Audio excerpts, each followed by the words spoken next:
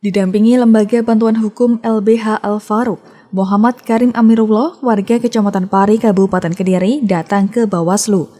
Mereka melaporkan para penyelenggara dan pengawas pemilu di wilayah Kecamatan Badas dalam kasus dugaan pembukaan segel kotak suara Pilpres. Pelapor mengatakan kejadian tersebut berlangsung tanggal 18 April 2019 atau hari kedua pasca pencoblosan di Balai Desa Sekoto dan Desa Badas. Sekitar pukul 1, ada pemindahan kotak suara dari TPS ke desa untuk ditampung sebelum proses rekapitulasi tingkat kecamatan. Tetapi pada tengah malam itu diduga ada pembukaan segel kotak suara Pilpres dan sampul C1 oleh penyelenggara di tingkat PPS dengan maksud dilakukan pencocokan jumlah antara surat suara sah dan surat suara tidak sah, surat suara tidak terpakai dan surat suara rusak. Pembukaan segel kotak suara tersebut tanpa diketahui saksi serta terjadi dugaan pergantian C1 plano. Menurut pelapor, tindakan tersebut bertentangan dengan Undang-Undang Pemilu Nomor 7 Tahun 2007 tentang pelanggaran pidana pemilu. Pelapor menyertakan bukti berupa rekaman HP untuk PPS Desa Sekoto dan foto untuk PPS Badas sebagai bahan pendukung ke Bawaslu. Dilakukan sebelum adanya proses perhitungan rekapitulasi di kecamatan, telah terjadi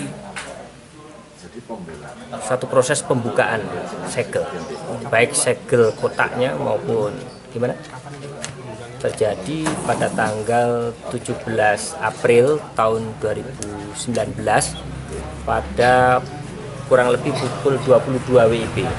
Jadi prosesnya mulai dari TPS.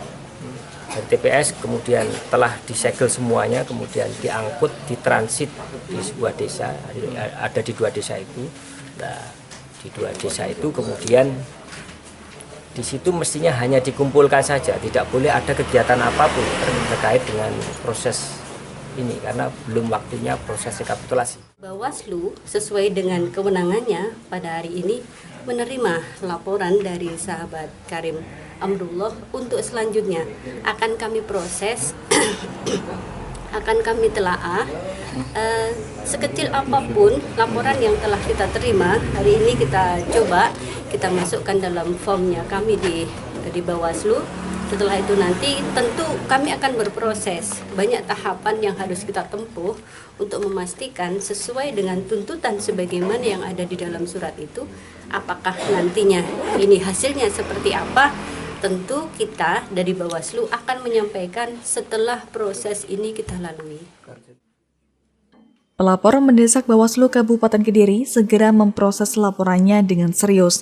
Mereka mengancam akan menempuh upaya lanjutan ke Dewan Kehormatan Penyelenggara Pemilu apabila Bawaslu terbukti sengaja mengulur waktu karena menjadi salah satu pihak terlapor dalam kasus tersebut.